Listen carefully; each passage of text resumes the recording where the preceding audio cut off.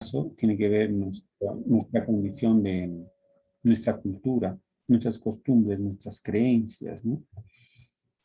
No sé, pues yo creo en Dios, pero a lo mejor mi compañero no cree en Dios, ¿no? Es un ateo y puedo entrar en conflicto con él, ¿no? Yo creo en la suerte, tal vez él no lo cree, ¿no? Mi cultura hace que yo sea muy responsable, ¿no? Mis costumbres de alimentación pueden ser puntuales, ¿no? A una hora determinada, pues de pronto la organización no lo estipula así, de pronto ya estoy en conflicto, ¿no? Mi educación, definitivamente la educación tiene que ver, ¿no? Con estos aspectos psicosociales. Se supone que cuanto más instruido soy, pues entiendo mejor, gestiono mejor, aunque en la realidad no es así, ¿no? A veces cuanto más instruida es la gente, ¿no? Es menos culta, por ejemplo, transgrede el derecho de otras personas. Se supone, pues, cuanto más alto rango de formación, capacitación tengas, ¿no? Pues eres más gente, más persona, por eso es que te instruyes, te desarrollas. Pero en la vida, pues, práctica eres tan disonante, ¿no? Actúas de diferente forma para lo que has sido formado, hay una incoherencia, ¿no? Con lo que se dice, con lo que se hace, con lo que se piensa y con lo que eh, se siente. Entonces, en lo posible tenemos que ser también coherentes, ¿no? Con esa nuestra condición de instrucción, de educación.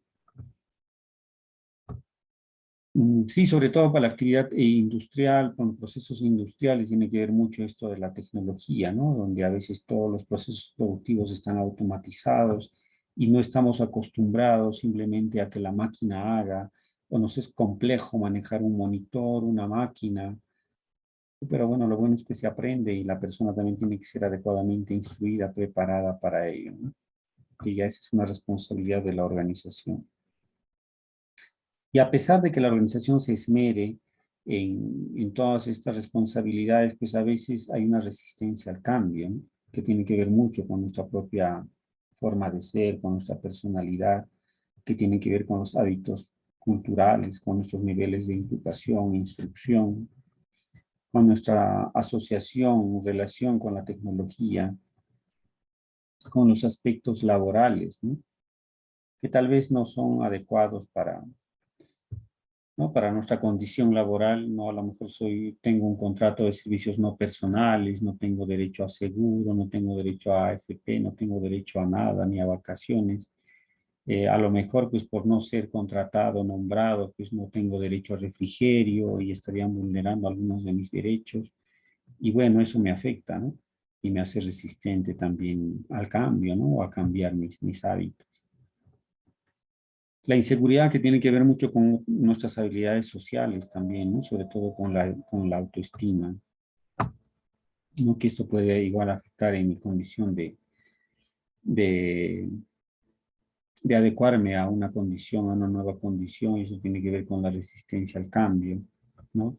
La falta de identidad, ¿no? Simplemente trabajo por un sueldo, pero no me identifico pues con mi organización, ¿no? No me interesa su visión, su misión, no me comprometo. Simplemente estoy ahí porque, bueno, pues necesito dinero, bueno, pues estoy ahí por cuestiones políticas, partidarias y finalmente no me integro, no me identifico con la organización. Todo eso tiene que ver con los peligros psicosociales, ¿no? Y estos definitivamente van a tener pues un efecto en la salud física y mental del trabajador, ¿no? Generando problemas en la salud, sobre todo física y también mental. Y finalmente frustración e insatisfacción que puede llevar a otro tipo de problemas de orden de la salud mental. También tienen que ver con las actitudes, los hábitos inadecuados, ¿no?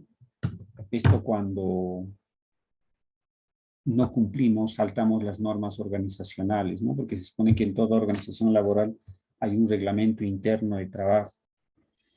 También hablando de nuestro tema, pues tenemos un reglamento interno de seguridad y salud en el trabajo, ¿no? Tenemos un ROC, tenemos un MOC, decíamos, y no lo cumplimos o no los queremos cumplir, ¿no? porque tenemos ciertas actitudes, tenemos ciertos hábitos que de pronto son insalubres, ¿no? A lo mejor tengo hábitos pues de fumar, cuando sé que por norma, por ley, está prohibido fumar, ¿no? En lugares públicos, pero bueno, primero es mi hábito, ¿no? Primero es mi deseo, y a veces estoy vulnerando pues el derecho de otras personas, ¿no? O mis actitudes no pueden ser también saludables. Igual va vulnerando el derecho de otras personas. O no sé, pues entre otras, ¿no? Consumo de sustancias psicotrópicas o actos reñidos para la sociedad, para el resto de personas dentro de la organización laboral, que igual van afectando, ¿no? A toda la organización. Dificultad en las relaciones interpersonales, ¿no? A veces el problema no es la organización, sino soy yo. Yo porque tal vez tengo algún rasgo de personalidad eh, sin llegar a un trastorno, ¿no? Un rasgo de personalidad que me da ciertas características personales, como el ser, por ejemplo, un tanto narciso, de ser una persona histriónica, tal vez de ser una persona obsesiva compulsiva, ¿no? En este contexto COVID, por ejemplo, muchos han exacerbado sus rasgos de obsesivo compulsivos, ¿no? Al punto de llegar hasta un trastorno. Imagínate, solo por este contexto de la pandemia, pues la persona tiene que lavarse 1000 veces la mano, hasta por el mínimo contacto, hasta que va al baño, lavarse pues las manos al punto de sangrarse, de lastimarse, de agrietar su piel. Y esto también va generando incomodidad al resto de compañeros, porque resulta que él todo el tiempo está ocupando el servicio higiénico porque tiene que lavarse las manos, o todo el tiempo se está echando alcohol, ¿no? De cabeza a pies, cuando al resto que están al lado les molesta porque no hay necesidad tampoco de estar echándose alcohol a todo el cuerpo sin necesidad. Esto producto de sus rasgos obsesivo-compulsivos, ¿no? Tal vez ya está haciendo un trastorno de personalidad obsesiva-compulsiva y eso va generando conflictos en las relaciones interpersonales, ¿no? Y esto, pues, estos rasgos, estos conflictos personales tienen que ver a veces con la afectación de mis capacidades cognitivas superiores. Por ejemplo, la atención, la concentración. Una persona desatenta, desconcentrada, simplemente se produce un accidente, ¿no? Porque no se da cuenta del peligro, el riesgo con el que está interactuando o subestima tal vez ¿no? La consecuencia que ésta puede tener y esto pues va a terminar en un accidente de trabajo, ¿no? O alguna enfermedad ocupacional por exponerse a un determinado peligro. Entonces, veamos simplemente algunos aspectos resaltantes en cuanto a la norma, ¿no? En primer lugar, de la Resolución Ministerial 375, vamos a centrarnos en el resaltado de rojo, donde en el artículo 36 nos dice, ¿no? Que las organizaciones laborales deben ser adecuadas, ¿no? El trabajo debe ser adecuado a las características físicas y mentales de cada persona. Es el diseño de puesto de trabajo, que generalmente no se cumple, ¿no? Parece un verso ideal, porque generalmente postulamos, ingresamos, hacemos trabajo de acuerdo a la necesidad, ¿no? Nunca ha sido diseñado para mi competencia, nunca han medido mi competencia, nunca, tal vez me preguntan si estoy preparado para hacer esas funciones, esas tareas, ¿no? Nunca han diseñado un puesto de trabajo con las condiciones ideales para lo que debo hacer en ese espacio, ¿no? Simplemente dice usted, este es su puesto de trabajo, este es su oficina, su ambiente, no sé, no me interesa si no tiene luz, si tiene ventilación, no interesa, simplemente ahí trabajo, ¿no? En el artículo 37 también nos dice, ¿no? Que el clima de trabajo debe ser adecuado, ¿no? Definiendo claramente el rol que le corresponde y las responsabilidades, ¿no? Cierto que las organizaciones laborales tienen pues ROC, tienen reglamentos internos, tienen MOC, pero muchas veces también no se cumple, ¿no? Pero la idea es también cumplir con los procesos, con tu mapa, con tus procesos, porque eso le da pues tal vez la buena gestión a las organizaciones, ¿no? Establecer ritmo de trabajo adecuado, ¿no? De acuerdo a las condiciones físicas, mentales del trabajador y que estas pues no afecten o comprometan su salud y su seguridad. Asimismo, nos habla, ¿no?, en su numeral, inciso D, de que la institución laboral nos debe de capacitar, nos debe dar entrenamiento justamente para no estresarnos, ¿no?, para no angustiarnos por un trabajo para el cual no estamos siendo preparados. Y eso tiene que ver mucho con la Ley de Seguridad y Salud en el Trabajo, donde nos dice pues de que debemos de recibir instrucción, capacitación, entrenamiento para el puesto de trabajo para el cual hemos postulado, ¿no? También se debe incluir las pausas de descanso, ¿no? Sean estas pausas activas o pausas pasivas, dependiendo a la carga laboral que se realiza. Si son cargas, si es un trabajo bastante activo, como un trabajo de construcción civil o otra actividad industrializada, no muy activa, donde hay una dinámica corporal siempre activa, pues se tienen que hacer pausas activas, ¿no? En cambio, si mi trabajo es monótono, perdón, al contrario, ¿no? Si mi trabajo es monótono, tengo que tener pausas activas, ¿no? De, de sedentarismo, tengo que tener pausas activas cada 3, cada 2 horas, ¿no? Hacer durante 5, 6, 7 minutos pausas activas para desenvolverme, ¿no? En cambio, si mi trabajo es sumamente activo, como el de construcción, decía, pues al contrario, no estoy ya cansado, agotado físicamente porque muevo toda mi anatomía, entonces ahí me corresponde una pausa activa. Si es posible, tírate en el piso y duerme, ¿no? Esa va a ser mi pausa pasiva. Pues no necesariamente las pausas son activas como a veces lo entendemos, ¿no? Por cuestiones de dignidad, de respeto, de salubridad, que tiene que ver con la gestión de los peligros, riesgos, sobre todo los peligros biológicos, pues esta norma dispone, ¿no?, que los sanitarios deben ser separados para los trabajadores varones, para las trabajadoras mujeres, en la cantidad necesaria, de acuerdo a la cantidad de trabajadores, y estos pues deben mantener condiciones mínimas, sobre todo de higiene y limpieza, ¿no? Y hablando de los aspectos psicosociales que tengan que ver, en este caso, con la ley y su reglamento, ¿no?, ley de salud del trabajo, pues esta, ¿no?, en el principio de protección, por ejemplo, nos dice, ¿no?, que es las condiciones laborales, especialmente los elementos laborales, deben asegurar condiciones de trabajo dignas, dice, ¿no?, que garanticen un estado de vida saludable física y mental y socialmente aceptable en forma continua. Eso deben garantizar, ¿no? Que a pesar de ser un puro verso, pues en lo posible, ¿no? Tenemos que tender a ello. Y cuando hacemos nuestra hiper, justamente aludimos, ¿no?, a estos principios, estos articulados de la ley para que las organizaciones cumplan con lo que está demandando la ley. También de que pues estas condiciones sean compatibles con el bienestar y la dignidad de los trabajadores, ¿no?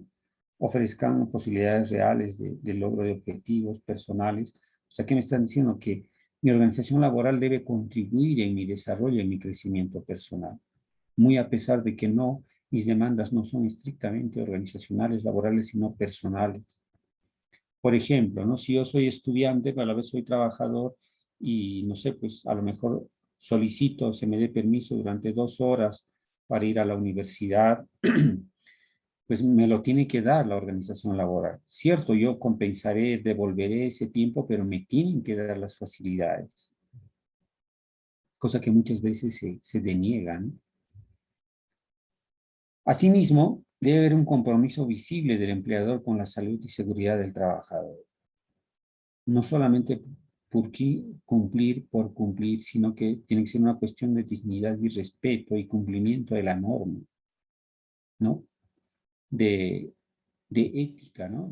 Por vocación, y no solamente porque se trata, pues, por cumplir con el derecho de un trabajador, más que todo por mi obligación de empleador de cumplir con ese compromiso, ¿no? Que claramente debe estar dicho en la política de seguridad y salud en el trabajo de mi organización. Y este artículo, que es muy importante, por favor nunca se olviden, este artículo 56 ¿no?, del Decreto Supremo, del Reglamento de la Ley, tiene que ver prácticamente con todo, ¿no? Y cuando habíamos hablado de higiene, de seguridad industrial, hablamos, dice, donde esta es una responsabilidad del empleador, donde tiene que prever, dice, ¿no? Tiene que prever ante la exposición de los trabajadores a los diferentes peligros y al psicosocial también. Entonces, estos deben hacerse para no generar daño en la salud de los trabajadores. Ahí hablamos de los monitoreos, ¿no? De los mecanismos de control en el orden de jerarquía que yo debo implementar y simplemente previendo de que estos no generen daño en la salud física y mental de los trabajadores. Asimismo, el artículo 103 nos dice, ¿no? De que cuando hay exposición, en este caso al peligro psicosocial, este puede perjudicar la salud de los trabajadores, ¿no? Causando diferentes problemas, no solamente el estrés, ¿no? Y de que los síntomas del estrés y esos otros problemas de orden psicológico mental se van somatizando y van afectando ya la salud física, biológica del trabajador, ¿no? Generando problemas cardiovasculares, por ejemplo, una hipertensión, una diabetes, ¿no? Disminuyendo por entonces su capacidad inmunitaria de defensas o generando otro tipo de problemas, ¿no?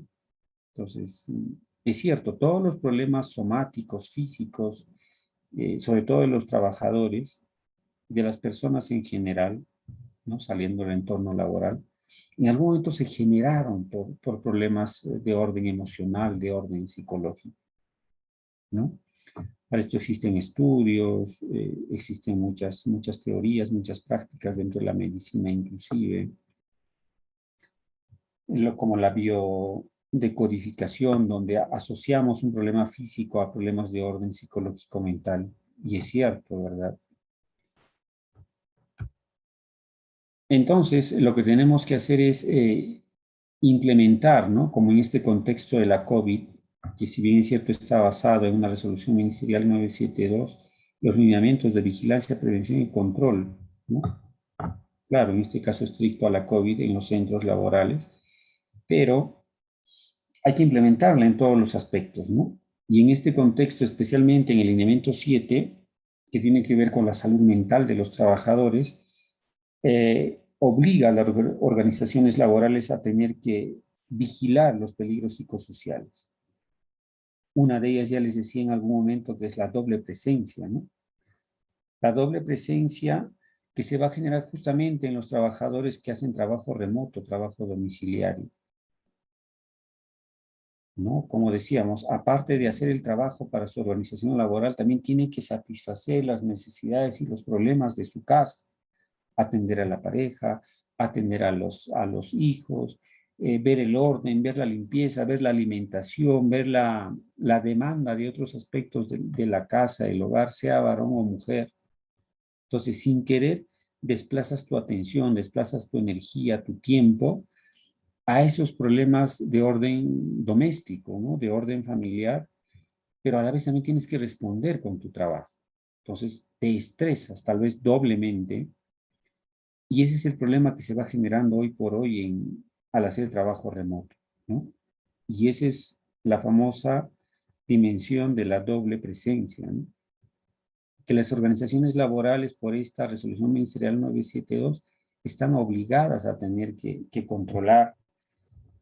Y de hecho que es posible, no sé, pues muy pocas organizaciones verán, tal vez a través de áreas de recursos humanos, servicio social, donde alguien te llame y te diga, oye, sí, estás haciendo trabajo, ¿cómo estás? ¿Cómo te sientes? ¿Tienes todas las comodidades? ¿Estás bien? ¿Estás mal física, mentalmente? ¿No? ¿Cómo está tu peligro ergonómico, no?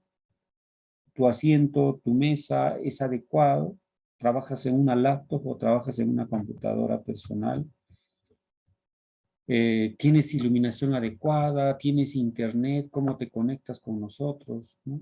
Aparte de que sus gastos de energía eléctrica, de internet también han subido, obviamente, y quién los subsidia eso, ¿no? La organización laboral o el propio trabajador. En la figura del trabajo remoto, pues es obviamente el trabajador, ¿no? Cuando no debería ser así. Entonces, esto lo tiene que gestionar la organización laboral, ¿no? Entonces, mínimamente, pues visitar o estar al tanto de todos sus trabajadores que están haciendo trabajo remoto para ver si efectivamente cuentan, ¿no?, con la salud física y mental adecuada. Entonces, también dentro de ello, pues involucra, sobre todo en el lineamiento 2, que tiene que ver con la evaluación, y se ratifica en el lineamiento 7 de la 972, hacer la evaluación de estos factores de riesgo, ¿no? Y así sea el trabajo presencial o sea el trabajo remoto, pues se tiene que hacer una evaluación, ¿no? Entonces, esto también se va a ratificar en la resolución ministerial 302, que son las guías GEMO y especialmente las GEMO Psicología, para evaluar, ¿no?, la salud psicológica de los trabajadores, ¿no? A través, obviamente, de un examen, de una entrevista, de una observación, sobre todo la entrevista con el trabajador, para valorar, ¿no?, cómo está su condición psicológica y mental. Entonces, vigilando justamente esta salud psicológica del trabajador, eh, se pretende detectar precozmente los problemas que van a afectar su salud psicológica, ¿no? Prevenir alguna patología, ¿no? De que esos rasgos, por ejemplo, decía obsesivo-compulsivos, no se conviertan en un trastorno obsesivo-compulsivo, ¿no? De que algún rasgo de personalidad no se convierta en trastorno y esto puede generar otro tipo de problemas como una ansiedad, ¿no? Una ansiedad generalizada, una ansiedad específica, o finalmente una depresión que sí ya serían problemas mayores, ¿no? Entonces, identificados estos factores, pues se tienen que controlar los factores de riesgo de orden psicosocial, ya sean que sean por demanda de la misma organización o sea por causas propias de la naturaleza del trabajador, ¿no? Por insatisfacción de sus propias demandas, ¿no?, psicológicas, que tienen que ver con sus objetivos, metas personales. Entonces, para ello, pues las GEMO psicológicas dan un modelo, ¿no?, de ficha psicológica ocupacional donde se tenga que evaluar justamente los, ¿no?, los aspectos de la salud psicológica del trabajador dentro de la organización. Y hablando de evaluación, pues vemos de la evaluación de estos factores de riesgo psicosocial, vemos eh, una evaluación objetiva y vemos evaluaciones subjetivas, ¿no? Evaluaciones objetivas son aquellas, pues, que están basadas en instrumentos, tal vez, ¿no? Donde el psicólogo o la psicóloga de la organización tenga que evaluar una historia clínica, ¿no?, psicológica, como lo sugiere la GEMO psicológica, basada en la 312, RM 312, utilizar algunas pruebas psicométricas para valorar, por ejemplo, ansiedad, para valorar depresión, para valorar las características de su personalidad, como son las pruebas psicométricas de personalidad, para valorar el estrés también, ¿no? Existen pruebas psicométricas sugeridas inclusive por la OIT u otras, ¿no? Entonces, esas son evaluaciones objetivas, ¿no?, que nos van a dar una medición porque son pruebas estandarizadas, validadas. Y también las evaluaciones subjetivas, ¿no? Porque sujeto solamente de mi observación, de mi percepción, veo en qué estado se encuentra el trabajador, la trabajadora, pero eso la tengo que validar, ¿no?, con una evaluación objetiva, una entrevista, ¿no? Basada en una entrevista, una historia clínica. Entonces, el marco legal es por demás extensa, ¿no? Nos da, por ejemplo, una taxonomía de factores de riesgos psicosociales donde identificamos el riesgo, ¿no? Esto nos obliga a diseñar una evaluación del riesgo psicosocial, cómo vamos a recolectar la información, si es por una prueba psicométrica, es una entrevista estructurada, semiestructurada, o una guía de observación, qué sé yo, ¿no? Una prueba psicométrica en general. Entonces, ahí estamos aplicando procesos, métodos de evaluación del riesgo. Para eso también existen pruebas, ¿no? Existen metodologías internacionales validadas mundialmente como el ISTAS, ¿no? Del COPSO, el ISTAS 21, que puede ser en su versión breve, en su versión corta, en su versión completa, para valorar el peligro psicosocial dentro de la organización, ya no de manera individual, sino de manera colectiva, ¿no? Claro, es individual, pero esto nos da un resultado colectivo de cómo va la gestión del peligro psicosocial dentro de la institución, organización laboral. Esto nos va a dar una estadística, nos va a dar unos indicadores para hacer el seguimiento y el control respectivo, ¿no? del peligro psicosocial, estableciendo protocolos de vigilancia de estos peligros psicosociales, ¿no? Es así, les decía, tenemos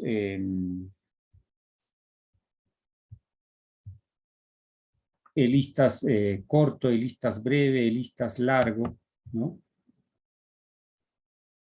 En general, las dimensiones que valora tanto el listas corto, el largo, el breve, pues son generalmente estas, ¿no? Las exigencias psicológicas, el trabajo activo, el desarrollo de habilidades, el apoyo social que da la organización, ¿no? La calidad de liderazgo que hay en la organización, las compensaciones, no necesariamente económicas, que da la organización laboral, la doble presencia que ya antes ¿no? aludíamos, que incluye nuestra norma nacional, la resolución ministerial en este contexto, la COVID, la RM 972, menciona esta famosa doble presencia, ¿no? Aunque la doble presencia les advierto que está diseñado para, sobre todo para la trabajadora mujer, ¿no? Porque la doble presencia o el doble trabajo pues alude a labores domésticas, a responsabilidades domésticas que tienen que ver con, con las demandas de los miembros de la familia, ¿no? Que tiene que ver con la alimentación, con el orden, con la limpieza, con la tarea del escolar de los hijos, que generalmente pues se los adjudican, ¿no? Por cuestiones de género a la mujer, cuando esa responsabilidad es igual, son de competencia también del trabajador varón, porque es el padre, ¿no? Y los roles de la casa, las responsabilidades para con los hijos, con la casa, finalmente son de ambos, no solamente es del sexo femenino, ¿no? Entonces, si efectivamente cumplen también estos roles el trabajador varón como parte de sus responsabilidades, sí también puede ser aplicable la doble presencia o estos criterios de doble presencia también al trabajador varón. Pero si es estrictamente del sexo mujer o de la trabajadora mujer, o tal vez ante la ausencia ¿no? de esta figura paterna o la imagen paterna en la familia, porque no está simplemente, entonces, bueno, va a ser exclusivamente de la trabajadora mujer. Entonces, justamente, tanto los cistas breves, cortos, largos, evalúan estas dimensiones, ¿no? Entonces, nos va a dar un puntaje donde nos va a decir, sí, pues si hay peligro psicosocial o no, en qué dimensiones, y en base a eso, la organización laboral tiene que proyectar sus mecanismos de control, ¿no? Si hay falta de apoyo social, calidad de liderazgo, pues entonces los líderes de la organización tendrán que apoyar, ¿no? A través de sus recursos humanos, servicio social, tendrá que darse mayor apoyo social al trabajador, por ejemplo, ¿no? Entonces, esas son más o menos cómo se evalúa el peligro psicosocial a nivel de organización por el ISTAS, ¿no? En sus diferentes versiones, corta, breve o completa.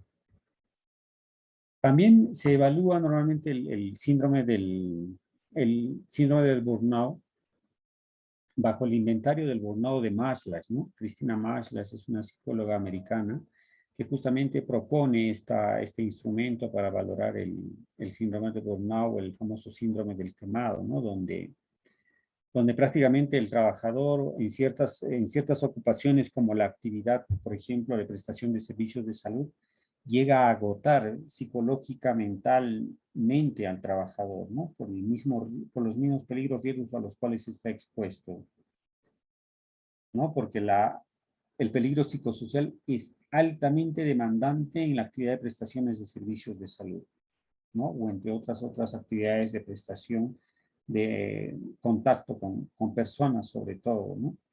Entonces, en ese caso se evalúa este síndrome de burnout que tiene estas tres dimensiones, ¿no? El cansancio emocional, la despersonalización y la realización personal, que tiene que ver mucho también con el logro de objetivos, metas personales, ¿no? Como trabajador.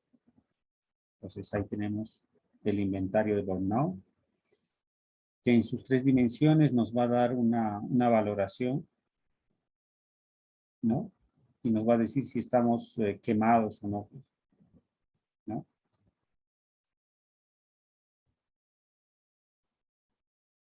Otros instrumentos también a nivel laboral valoran algunos otros criterios, ¿no? Como el hostigamiento sexual, o el famoso MUBI, acoso sexual de orden laboral, ¿no?